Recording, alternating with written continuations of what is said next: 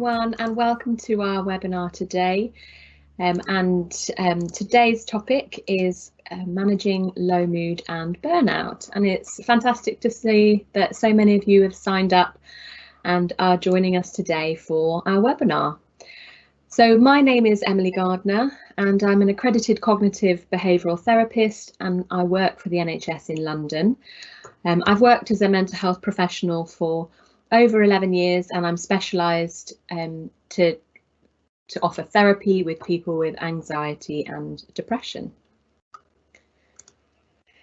So before we get started, it would be helpful for you to know how the question and answer function works, as we're going to be using this throughout today's webinar.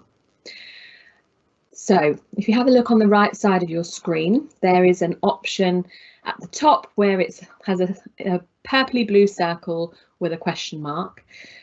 So you click on that and it should bring up the chat function for you, and it will give you an option to enter your name. We'd encourage you to click on the small box by the blue arrow in order to remain anonymous. That way we can keep your details confidential.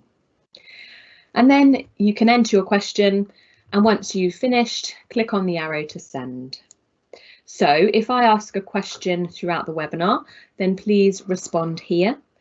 If I ask you to respond to a poll, we'll have a few of those, then if you go over to this chat function, the options will be in the poll and you can like the one that's relevant to you. And if you have a question, then you can ask it here, and it will be published by the moderators. It may take a few moments to appear, but we'll do so as quickly as possible. We may not have time to answer everyone's questions, and we will reserve some time at the end of the webinar where I will be able to go through some of your questions from today's webinar. If you do want your question to remain private, if you just put that at the beginning of your question or comment, then that can remain between you and one of our moderators. So let's try it out now. So we'd love to know a little bit about you and why you're here. So for example, some of you may be here for yourself, or perhaps you're here for a family member or friend who is struggling, or you may be here in a professional role. So whatever your role is, if you go over to the Q&A now, these options will be there for you. So if you just click on the thumbs up and like which one is relevant to you, and I'll come across to your responses in a few moments. So we are very well aware of the impact that this pandemic is having on our mental health. And so we've designed a series of webinars to help you cope with the different challenges that you've been experiencing. And the theme of these webinars are different each week, and we're trying to think about all the different ways that COVID-19 might be impacting on your mental health. And in each webinar, we're firstly looking at understanding why you feel the way you feel, and then how to improve it. So based on some strategies and techniques that should help you feel better. So let's have a look at your responses now and see who you are here for today. So I'm just bringing up the Q&A chat now, and I'll have a look. So most of you, I can see, are here for yourself, as there are a lot more clicks for that option than the others. Hopefully you go away today with some really useful strategies and techniques that will help benefit you in your life. So another chance to try out this Q&A chat. I'd like you to think about what you hope to get out of this webinar today. So just have a think about what you're hoping to learn, what you're hoping to take away. And if you add that into the Q&A now, I'll go through your responses in a few moments. So I wanted to give you an idea about what to expect from today's webinar.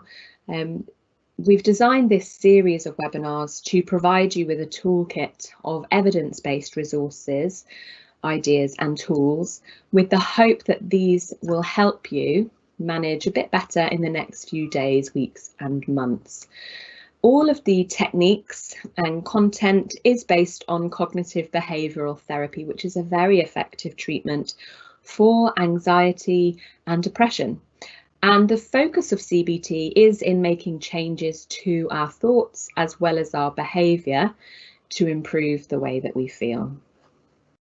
In today's webinar, we're going to be looking at 2 common vicious cycles that do make you feel low in mood. We'll start by looking at a reduced activity cycle and then a boom and bust cycle. And then we're going to spend some time on a couple of ideas and tips to break into these vicious cycles and hopefully improve the way you feel. So let's have a look at your responses regarding what you hope to gain from today's webinar. So I'll have a look at that now. Okay, so we've got tools and techniques for riding through the lows, absolutely. Ways of lifting mood, developing resilience, ways to manage mood, to have a more positive outlook. I'm hoping to learn if I actually do have burnout and low mood or just the normal ebbs and flows of life. Absolutely, so hopefully some of the things we cover today will help you kind of work that out. Some ways of trying to get on with normal life whilst experiencing both low mood and burnout. Yeah, so kind of trying to manage that and start to have a functional life. Simple, easy to remember techniques. Hopefully we will do that. To learn ways to stay awake. So we don't cover that specifically, but some of the things we cover will hopefully help with that. Deal with ongoing work stress. We will cover that. Burnout in myself and others. Again, those are things we're going to touch on today. So I can see there's quite a few more there, but unfortunately we don't have time to go through all of them. But thank you for your responses. So another question for you now. It has been a really difficult year for many of us, and I just want you to think about now some of the things that you've been finding particularly difficult. So in the last few weeks and months, what has been really challenging for you? What's been difficult? And if you add that into the Q&A, I'll come to your responses in a few moments. And I just wanted to spend a few moments just acknowledging that it has been a really tough time, and it is really understandable that the way you're feeling, well, it's understandable that you are feeling the way that you're feeling, given what we've been through in the last year. The changes that we have made to our lives, you know, many of those choices have been out of our control.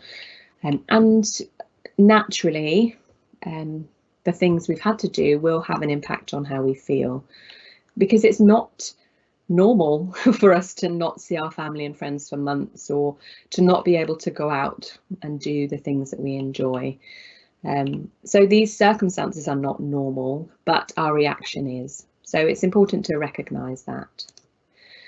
And some of you may be struggling right now and feel like you have nowhere to turn.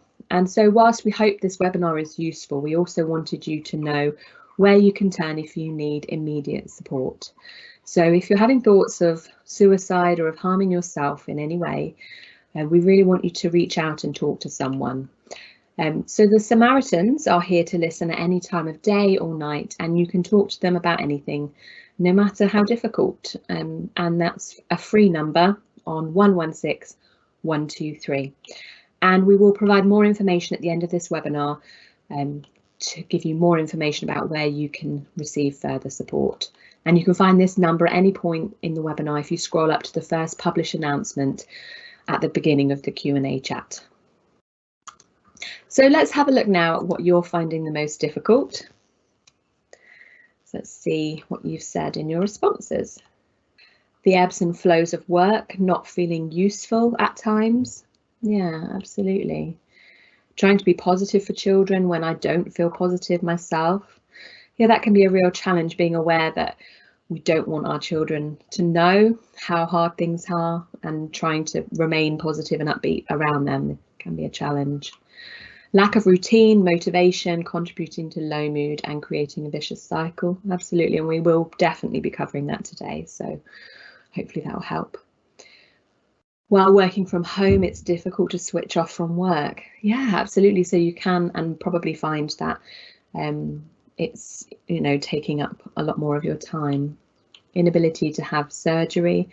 Yeah, absolutely. So some of our healthcare and hospital appointments are are not possible right now, and we may be waiting for treatment for our physical health, and that can be a really significant challenge for a lot of us. Not sleeping properly and thinking about work all the time. Yeah, absolutely. So naturally our sleep will be impacted when we're feeling low in mood. So that's an important one to recognise. Okay. Thank you again for your responses, and I can see there are more. Thank you for sharing. So one cycle that we can fall into when we feel low in mood is what we call a reduced activity cycle. So commonly with depression, when we feel low in mood and down, naturally we have less energy, we feel tired, and we're more likely to have negative thoughts and reduced motivation to do things. So those are kind of common symptoms of low mood or depression. And naturally, when we are low in mood, our initial response is to reduce our total level of activity. So we stop doing things. So we stop our hobbies, maybe we stop socialising, we don't answer messages, we don't get on with housework, things like that. So we find we start to withdraw and avoid things. And this is quite a natural response. I mean, if we think about when we're physically unwell, we will rest and recover. And so it makes sense that when we're feeling unwell mentally, that we would do the same.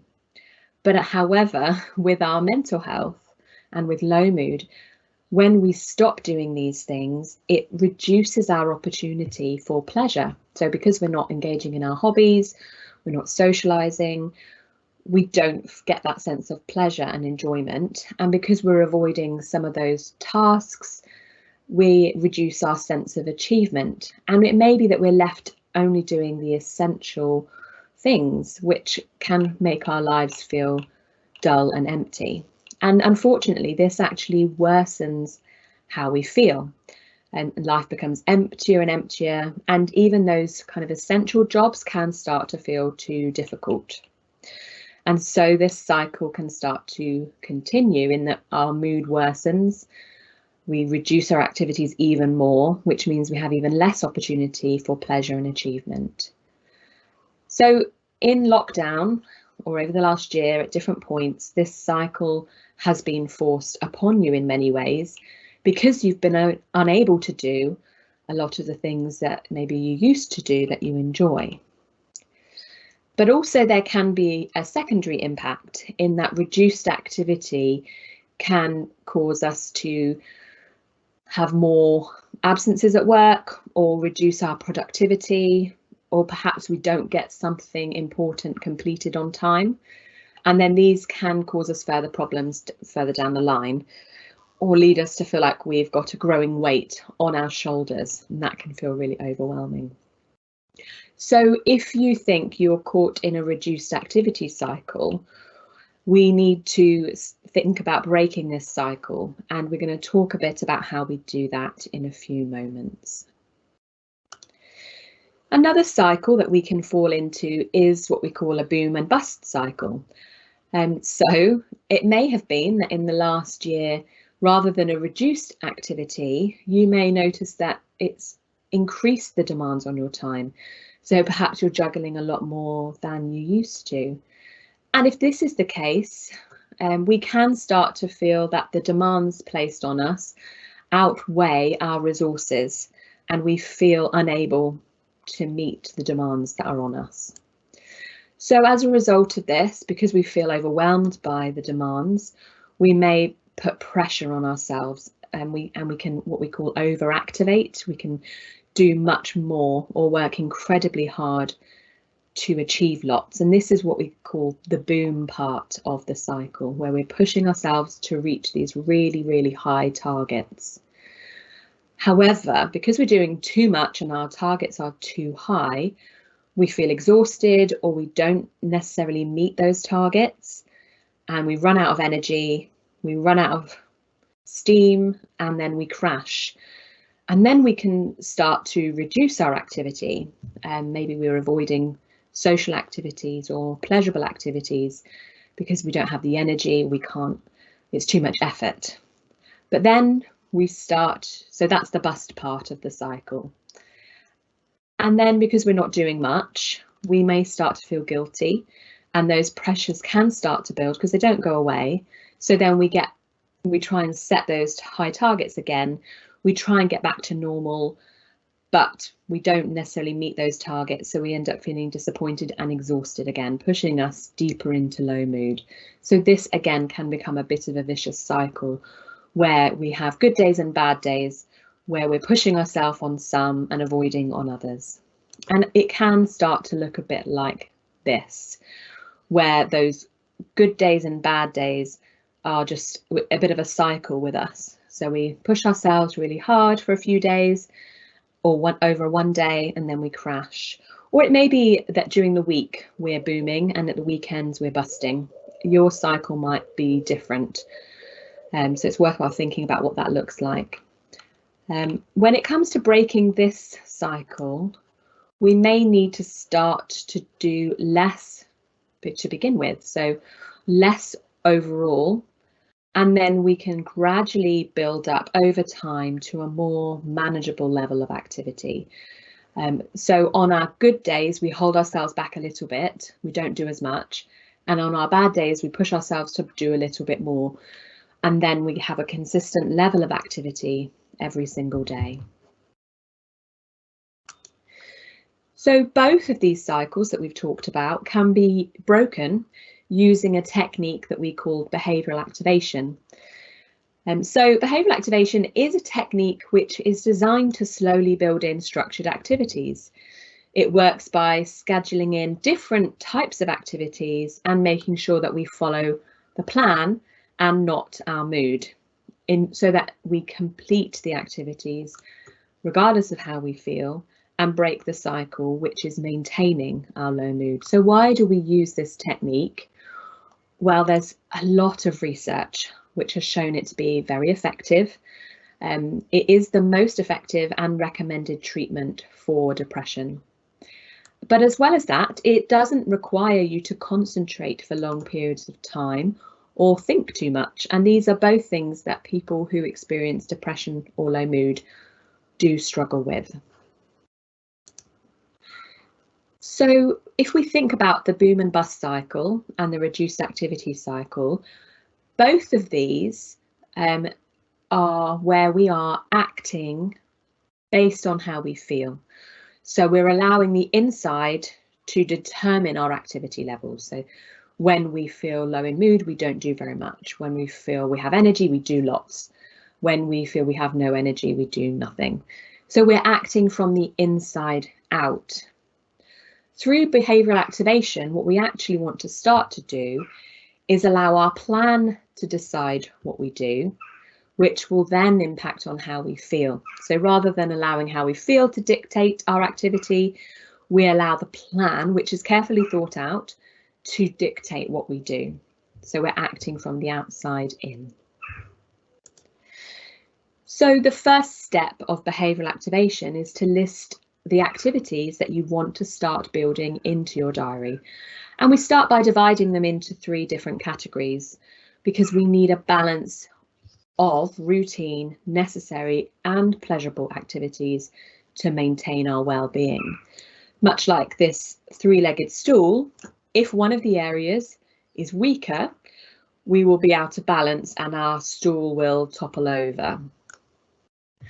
So for routine activities, these are things that you do regularly or perhaps used to do regularly. And the necessary activities are very important, and there's often a consequence if they're not done.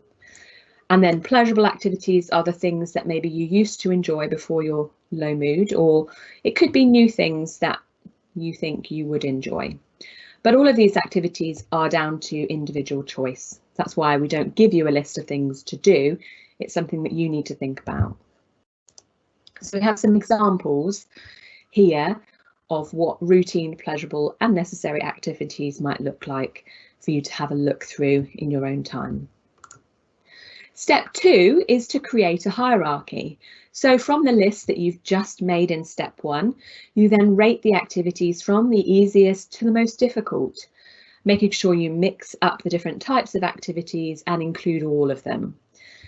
And it's important to think about how difficult it would be for you now.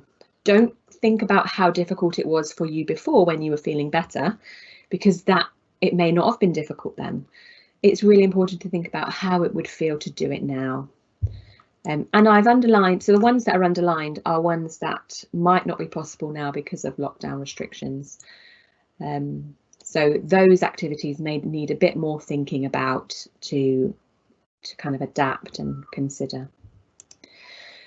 And then we need to schedule the activities, so we make that plan that we've been talking about.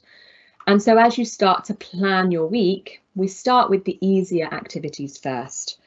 And then as you go on throughout the weeks, you can start to increase the level of difficulty. So you work through easiest, medium, and then difficult categories.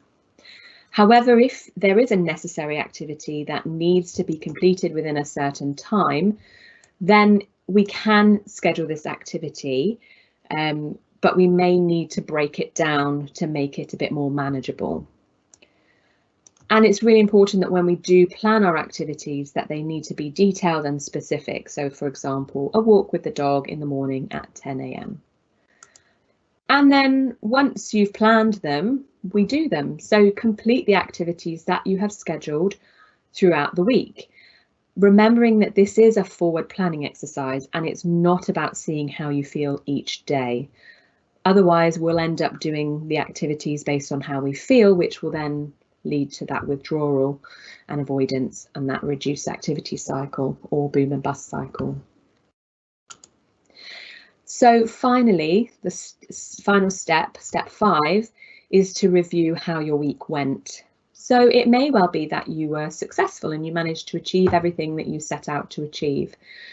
But especially when you begin this, that's unlikely to happen. There will be things that you don't manage. And so it's worthwhile asking yourself some of these questions. How did completing these activities impact on your mood? What other activities could you schedule in for the next week? If it was difficult to complete some of the activities, were they too difficult? Have you jumped too quickly? And what could you do to make the activity more achievable? So can you break it down into smaller, more manageable steps? And could you get a friend or partner to help you or perhaps remind you? So this process, you start off small and you're building in more and more activities. And the more you do, the more you'll notice that the better you will start to feel.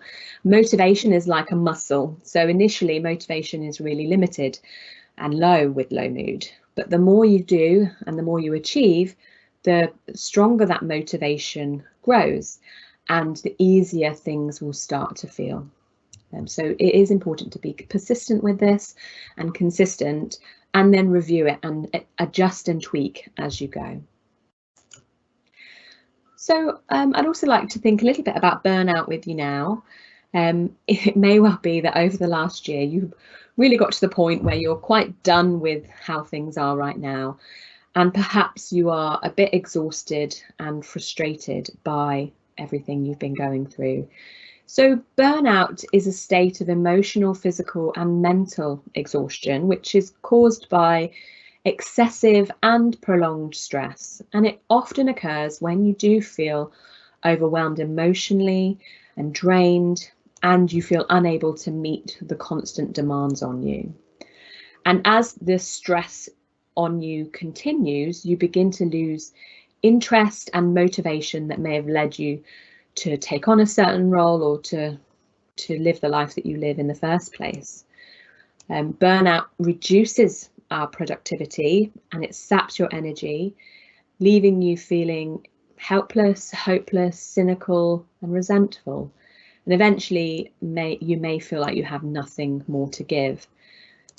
So we have here some signs and symptoms of burnout. So we have some just life events from maybe over the last year that may have been contributing to burnout. Things like increased work and responsibility, not being able to see your family, things like that, which is going to lead to some common thoughts. So a sense of failure, feeling like you're letting people down, maybe self-doubt, feeling not good enough or unable to cope, or maybe you're feeling quite cynical and negative in your outlook, thoughts like, what's the point, things won't change. And these thoughts will lead to an increase in some of these physical symptoms, feeling tiredness and drained, headaches, muscle pain, change in appetite, lack of sleep, and loss of motivation. And in terms of our behaviours, when we feel this way, we're more likely to withdraw from responsibilities, isolate from others, avoid, procrastinate, drink and comfort eat as well, leading us to feel even more helpless, trapped, detached and frustrated.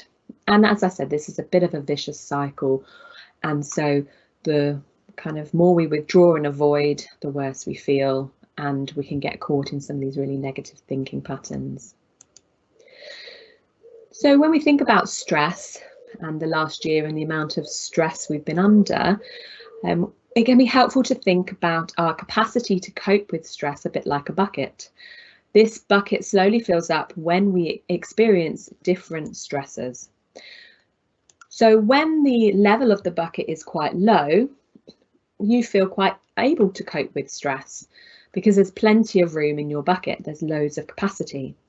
So it doesn't matter how big or how small that droplet of water is, it feels easy and manageable to cope because there's plenty of room.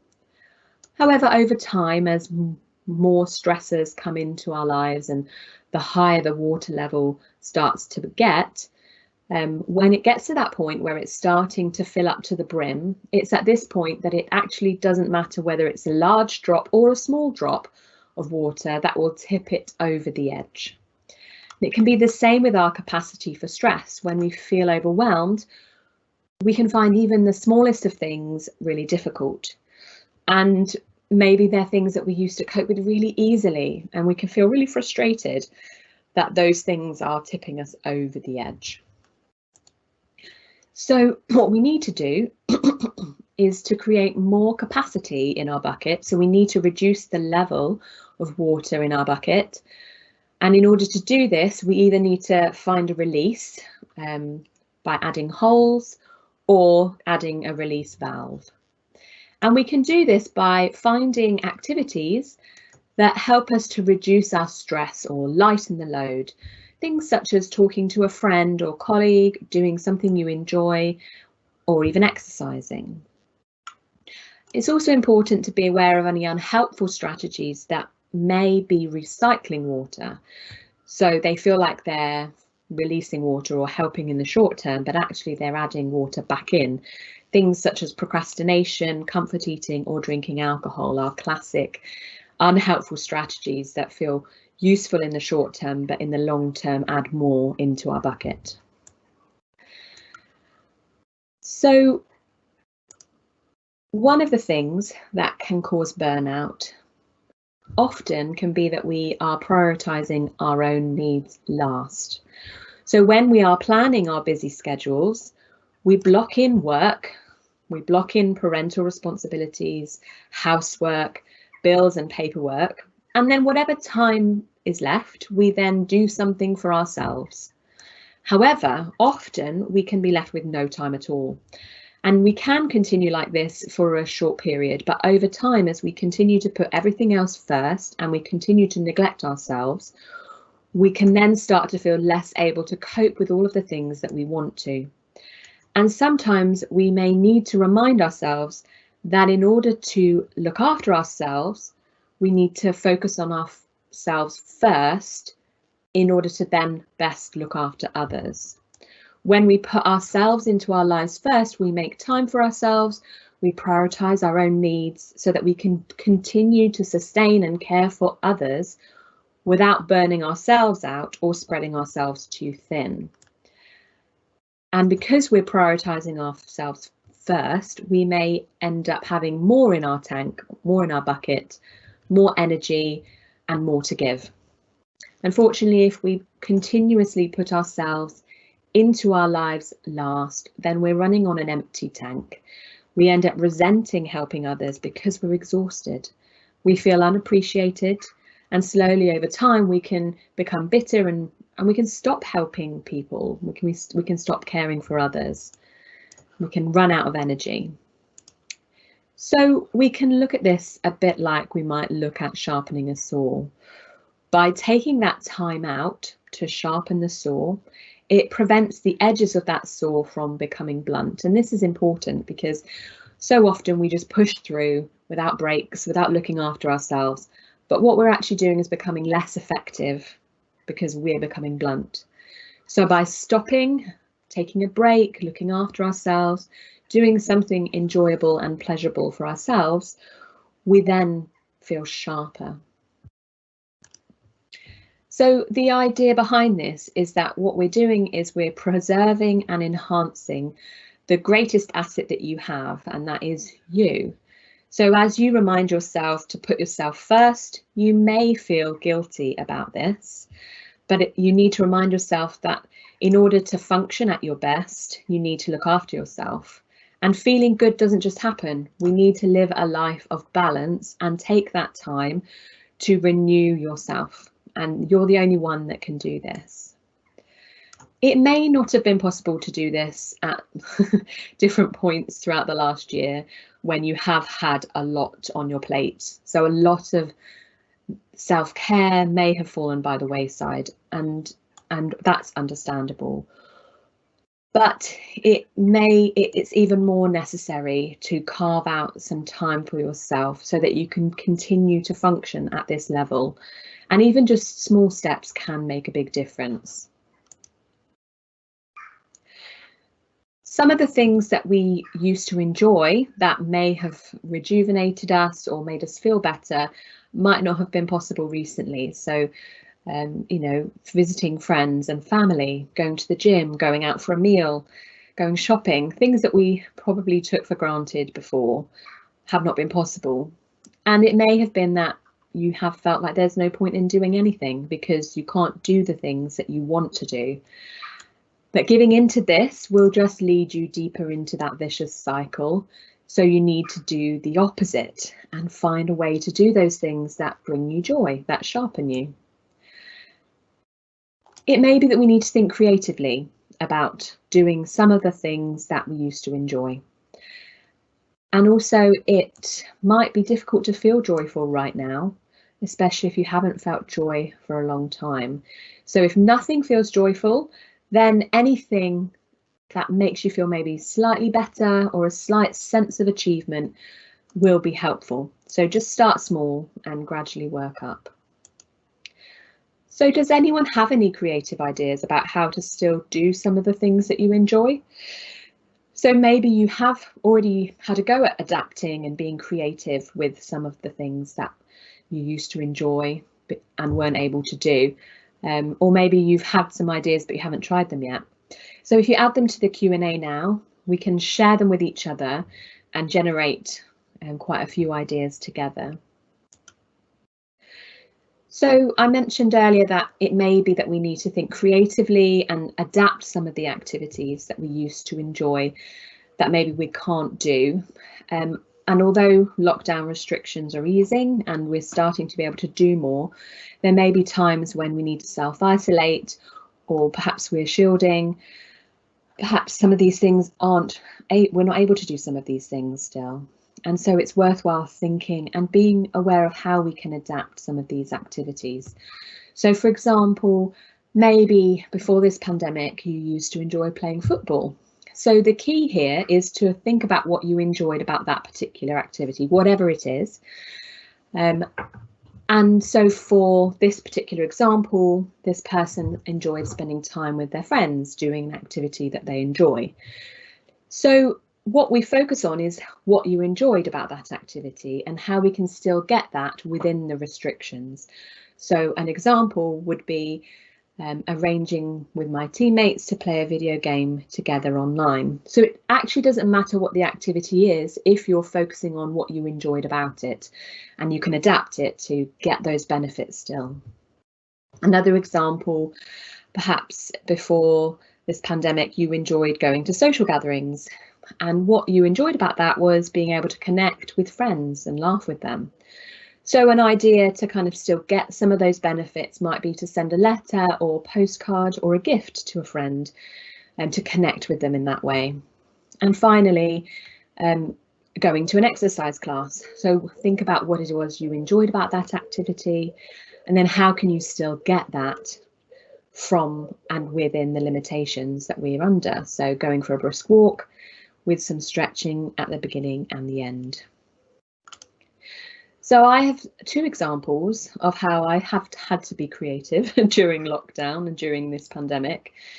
So I love going out for meals, and obviously this has been something that we've been able to do. So I thought about what it is that I enjoyed about it, and felt that the two main things were spending quality time with my husband and also trying new foods. So we decided that once a week we'd get the children to bed early and we'd cook together something that we would have ordered from a restaurant. So one, we get the quality time because we're cooking together, laughing, joking, and then we get the kind of trying new foods aspect because we're picking something that we would have tried from a restaurant, but obviously we'd have to plan this in advance because we'd need all the ingredients ready. And another thing that I did kind of as part of this was I quite enjoy using fresh herbs in my cooking. So I spent some time building a herb garden, which I've found really enjoyable. So it's interesting here where I could have easily seen this as an obstacle and just kind of accepted that I can't do those things. But actually, if we see it as an opportunity, we can find new ways of connecting, new ways of getting enjoyment that we can continue to use despite restrictions, despite the limitations. And this is something that my husband and I have enjoyed so much that we want to continue doing, even when we are able to go out for a meal again. Another example is I used to enjoy going to yoga classes, but obviously that has not been possible. And so I had to think about what I enjoyed most about the exercise class. And the first thing that I acknowledged was that it was a commitment. Signing up to it made me go. And so I thought that was a really important part because I wanted to make sure I exercised, but also that I got to connect with other people at that class. And so I thought about what I could still do that would give me those same benefits. And so I thought, well, actually, if I commit to meet up with a friend, I get that commitment kind of sign up aspect, but also I get to connect. So I arranged with a friend to go on a socially distanced walk. And in order to kind of get some good exercise, made sure I was walking fast enough that my heart was beating, but we could still talk and connect. So that's an example of how I've done it.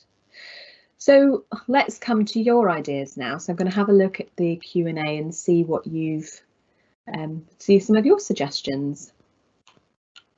Okay, Zoom dinner party, lovely. That's a really great idea. Knitting, gardening, so kind of exploring new hobbies or maybe old hobbies perhaps. I liked doing escape rooms. I found some that could be done online, even with friends over Zoom. That's a brilliant idea. I haven't heard of that before. Whilst out walking, take pictures on my phone of the changes in nature. This is a lovely idea to connect with nature. It can really help us to be more present focused, which is a really great way to kind of manage low mood. Brilliant.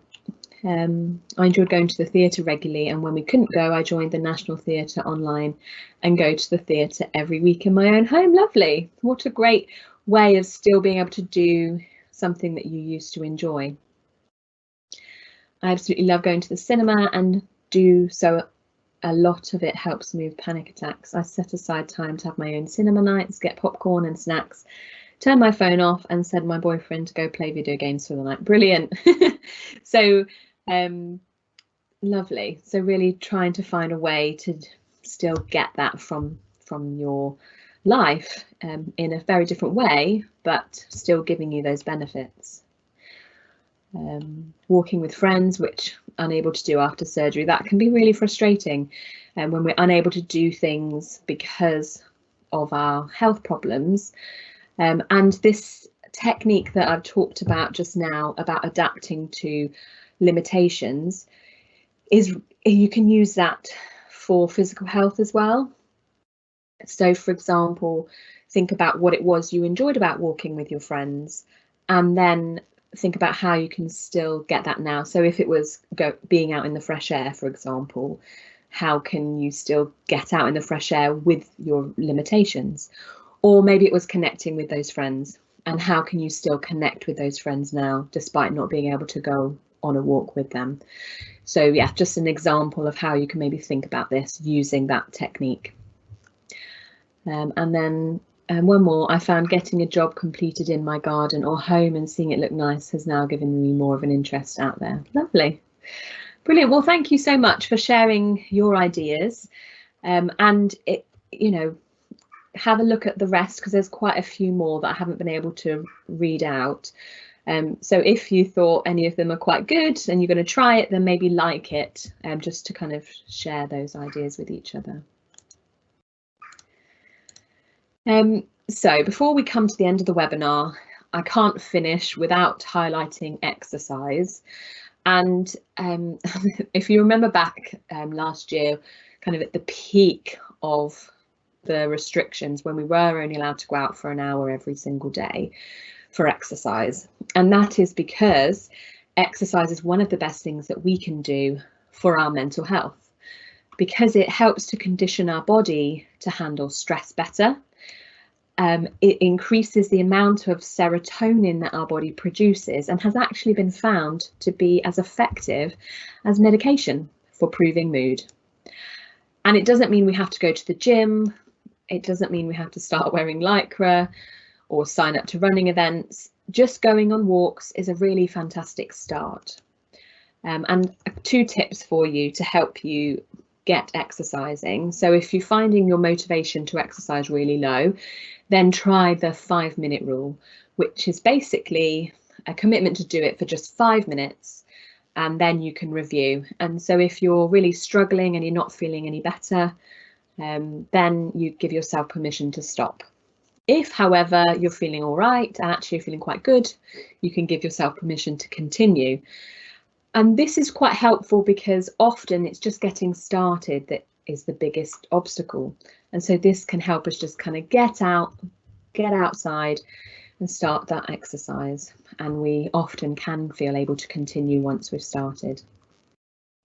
And then a final tip for people who are extremely busy and feel that they don't have the time to exercise, maybe try and combine it with another activity. So for example, as part of your commute, or as I shared in the example, using it as an opportunity to socialise as well as exercise, so meeting with a friend to exercise, and that way you're doing 2 things at once. So try and combine our activities if you're finding you don't have the time.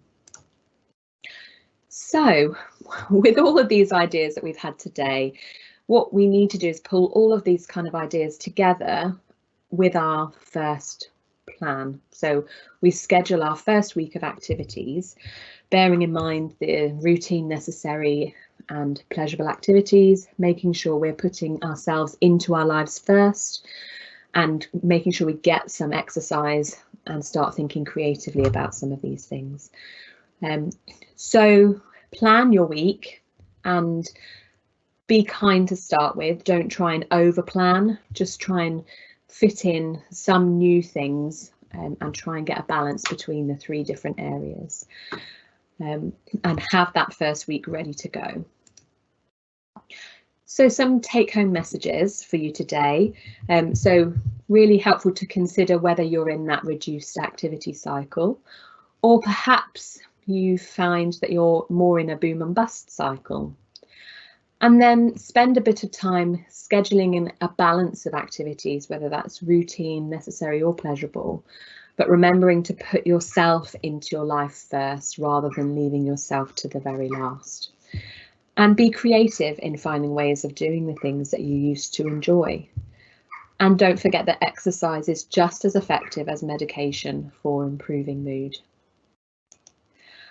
So what I'd like you to do now is to select one of these ideas from today's webinar that you're going to put into action over the next week. So if you go over to the Q&A chat now, these options will be in there for you to like. So if you want to focus on scheduling a balance of activities, then click option A. If you're going to focus on putting yourself in first, then select option B. If you're going to have a go at finding creative ways to rejuvenate and sharpen yourself, then pick option C. If you're going to focus on doing more exercise and being more active, then select option D.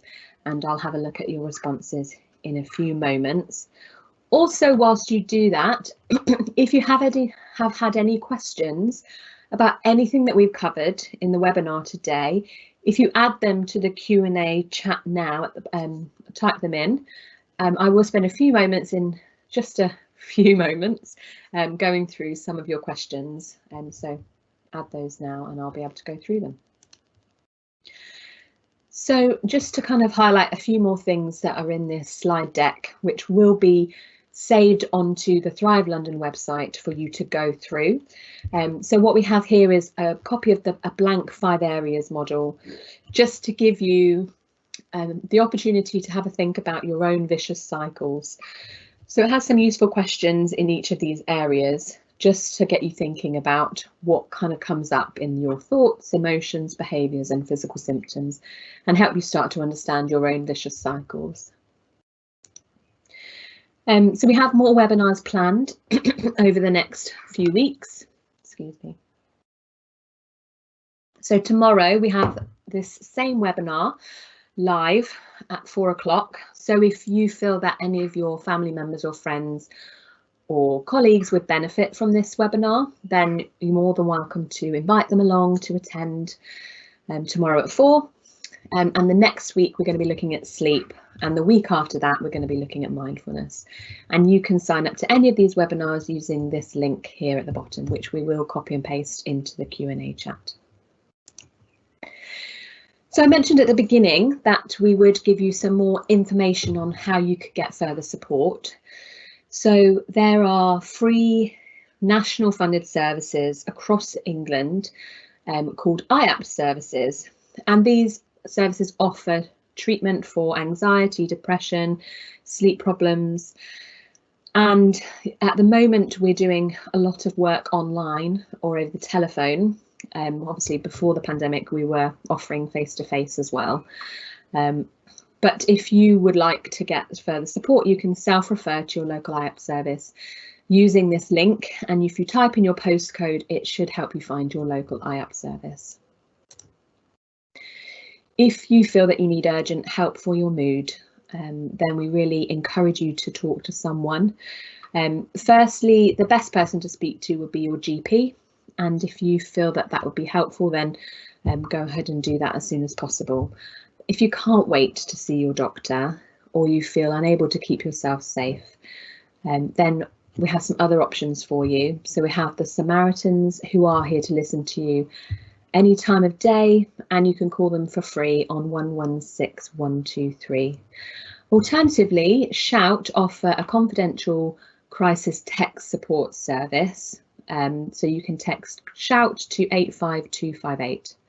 And then finally, if you're not sure what help is available, then the NHS Urgent Support Guidance is quite helpful, so you can use this link to help you get some more information.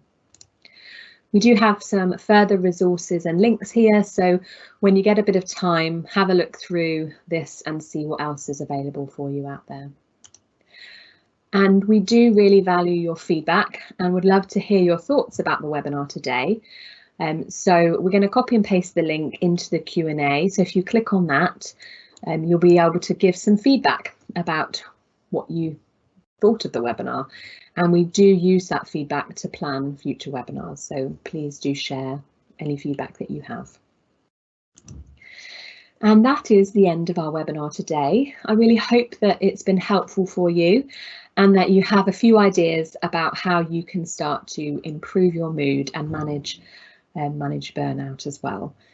So thank you for joining in and for contributing and as part of the discussion as well. So thank you for that. So I'm going to have a look now at some of your questions, see if you have any. Okay, so we have a question here. Why do you think that getting started on exercise is so difficult? Even if one knows that it is enjoyable once started, it sometimes feels like a change of gear is difficult. It's a really interesting, really good question. And it is quite a common phenomenon in that we know a lot of this is helpful for us in theory. We know that exercise is good. We know that doing some of these pleasurable things will help us. But when motivation is low, our natural, that kind of low mood tendency is to avoid, procrastinate and withdraw. And often we get into a bit of a habit of, when we feel low in mood, we are kind of trying to protect ourselves and comfort ourselves. And we're almost like we're withdrawing and hiding away a little bit. We're protecting ourselves. But it doesn't actually help us, as I highlighted. So it's about making ourselves do it, regardless of how we feel. And that does take time to change that reaction. So it may be that, especially if you've done this throughout your life, you know, on difficult days, you look after yourself, protect yourself, rest, withdraw, isolate. So if that's naturally what you've done, it will take time for that to shift, for that there's what we call a head and heart lag. So we know it in our heads, but actually it feels difficult and it's still hard to do. So we just need to make ourselves do it. And as I said, motivation is like a muscle. So the more we do it, the bigger that muscle grows, and then it becomes easier to continue to do. So habit, basically, we need to form a habit and be consistent with it. And then over time, we will just do it because we know that it's going to make us feel better, and it does make us feel better. Is it possible to be in both cycles, as I think I'm in reduced activity as part of the bust and then go through boom to try and... Yeah, so if you think back, if you go back in the slide, I mean, I can do that now actually. So if we look at the boom and bust slide, the bust is actually low mood and reduced activity. So if you see that here, reduced activity, and now bust periods can be long. So for some of us, it might be quite a long time where we're in the bust, and we might not be in boom for very long. So it's, yeah, definitely it's the same cycle. So yeah, absolutely. Okay, further questions. There was a slide about balancing activities that we only got a glance of. Can we go back to that and see the content a bit more? I can do that, but we will also, you can have a look at these on the Thrive London website. So this link that one of the moderators has posted just below that question, you can access the slides and have this at your leisure, so you can go through this whenever you need to. But I will go back to the slide you're referring to now. Let me just see if I can find that one. The example slide, I think it's this one that you're talking about. But if it's not, have a look in the slides and you will find the one that you're referring to. Do you have any guidance on how you can distinguish low mood, which you can self-manage, or when you might need additional help? It can be hard if you're managing your responsibilities, but this doesn't necessarily reflect how you're feeling. So naturally, we will fall into kind of low mood every so often. We will get kind of stuck in these cycles every so often. And I guess it's about how long we're in this low mood cycle for. So as I said earlier, we can maintain a level of boom and bust for a while and be fine, and that might just be how we cope with life. But actually, if the longer we're kind of caught in these cycles, the deeper we can get into low mood. So it's, I suppose, if you're noticing that you're having a lot of negative thoughts, you're avoiding lots of things, and you're starting to feel quite down, that might be when you want to get additional help. But if you're not sure and you think you could benefit from help, I still recommend going to self-referring to an IAPT service, because they can tell you whether you need additional help. So they will do an assessment with you and they'll ask you all the right questions, which will help them and you to work out whether you need it. So IAPT services are for mild to moderate difficulties, so you don't have to have severe depression. It can just be mild symptoms of depression, and so early intervention is really helpful. So if you are feeling that you're struggling with some low mood, then it's worthwhile just going and getting that help. And if they say, oh, you don't need it, you haven't wasted anyone's time or your own, because at least you have that confidence and you know that actually you're okay, you're managing all right, considering everything. Someone said that would be helpful for our caring teams to listen to these, and they're going to be they're recorded and they will be saved on the Thrive London website, so you can share them with your colleagues and team. But brilliant, I really hope that it's been helpful. Thank you for your contribution, and I really hope you go away and put these things into practice and see some improvements. So have a lovely week, and hopefully I'll see you on webinars next week. Take care.